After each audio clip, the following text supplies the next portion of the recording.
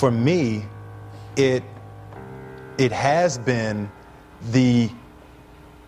to be that guy that does what people say can't be done, you know? And I think it started with trying to please my mother and trying to please my grandmother, and they always wanted higher for me. They always wanted more for me. And it got to the point that I wanted to be something. I wanted to be somebody. And it made me choose certain roles. It made me turn down certain roles. There is more than an image that I want to project. I want to be the person that is the first person there and the last person to leave.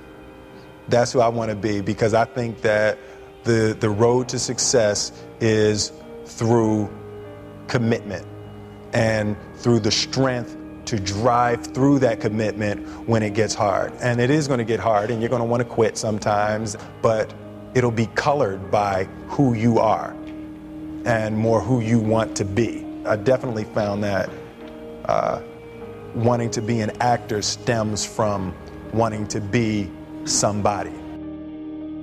My mom wanted me to be a truck driver because that would mean I would make $24,000 a year if I went to Truck Masters, and that would be twice what my father made.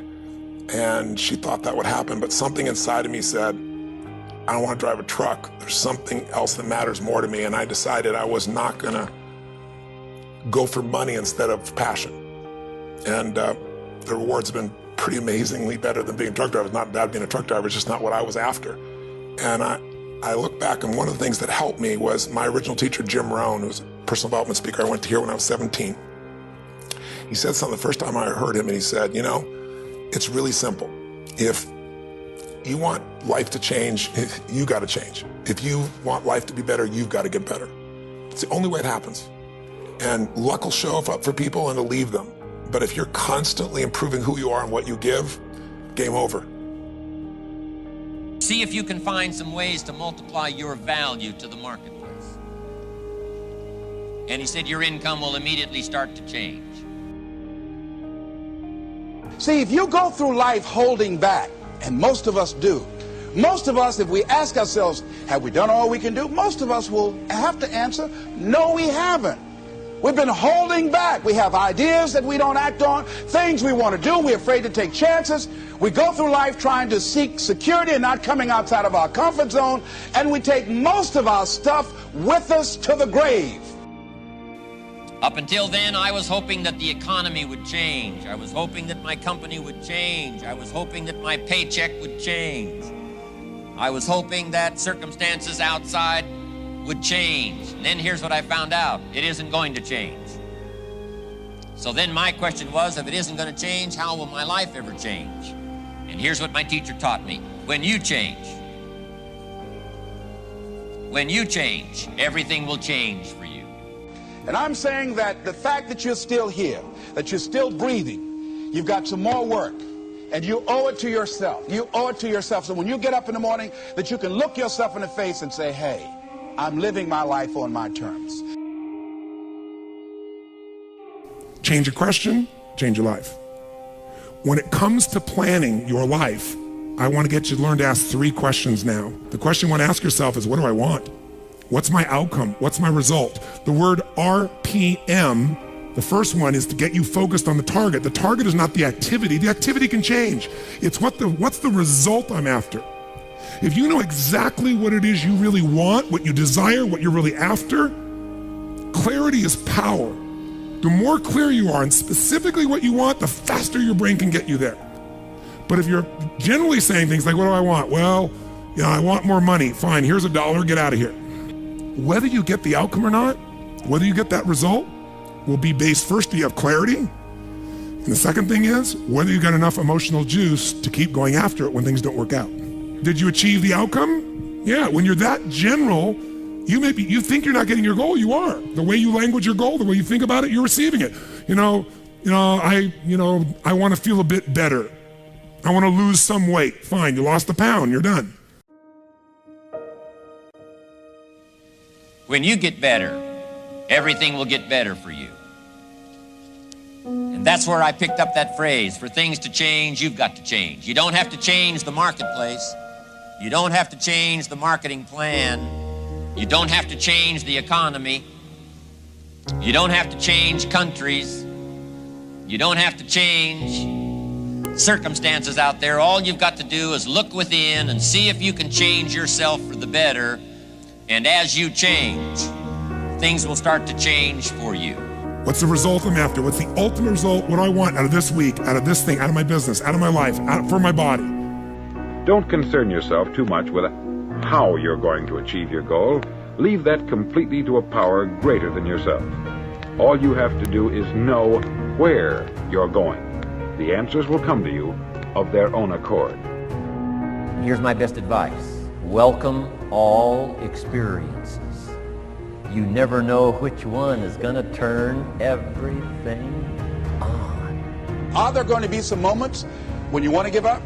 Yes. Will there be some moments when it's going to seem like it's impossible?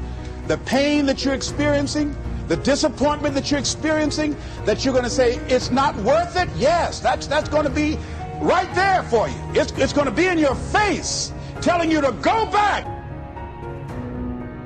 When we think about changing our lives, usually that means changing your behaviors, retraining yourself, getting new habits, going out and trying them out and changing your life.